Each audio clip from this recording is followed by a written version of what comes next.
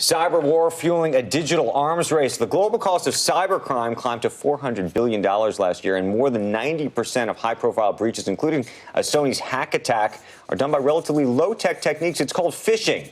That's with a P-H, and criminals send a flood of disguised emails to trick business employees into letting them in the network. This has been happening a lot. Let's bring in Rohyt Belani. He is the co-founder and CEO of PhishMe, a startup that works with nearly half of the companies in the Fortune 100 to help companies protect information. Good morning to you.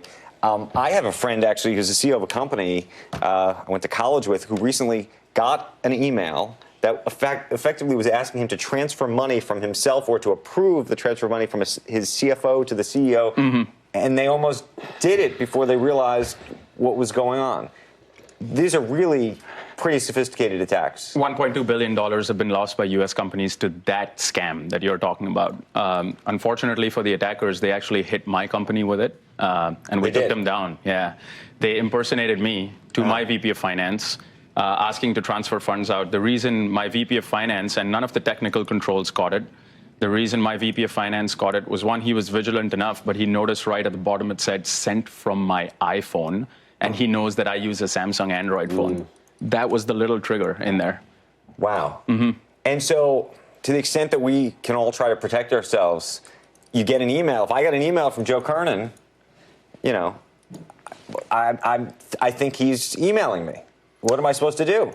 Well, be contextually aware is what we tell folks. Think about it. Did Joe ever write an email to you saying, "Dear Andrew"? No. Probably not. Has he ever asked you for money? Don't you just delete it? Yeah, and so they sent me an email once impersonating my co-founder to me, and it was very realistic. They read through press releases on our website. It was very contextual. Right.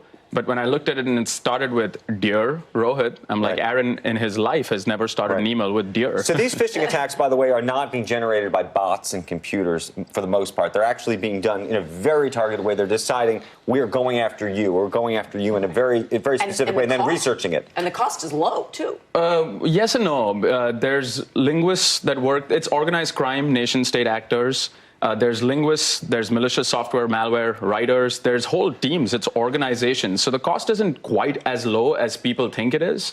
And unfortunately, most people are focused on, is there something malicious coming through? The real focus should be on the contextual awareness, though. So you're saying there are criminal linguists out there? Absolutely. People who are hired for their linguistic skills to do exactly that. Thinking out there saying, they got a PhD, what would appeal to an audience in New York working in a media company? They're writing up stories. I've gotten ones recently where it'll look like it's coming from a friend or a colleague or something, where it'll say, open this Dropbox account. That's right. There's a file in this Dropbox, so you got to see this. Yep. Right. Or something like that. Right. I did that this morning. There's that. There's e-fax transmissions, which are looking like they're hosting the fax in Dropbox. Yep. Again, something that came to us, but for folks that have e-fax, they say, look, an e-fax always comes in as a PDF. Right. So again, people are trying to fight the problem with technology. I just got that one. You did? Yeah. No, literally in the past week, I just got the e-fax one. Yep.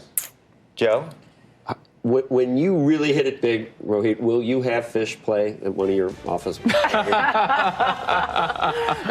We'll do whatever you want then, Joe. That would seem like a good idea. They're huge. People, yep. Right? Yeah. Try Anastasio? Yeah. Right. Yeah. We do lots of crazy things with fish, or pedicures with little fish.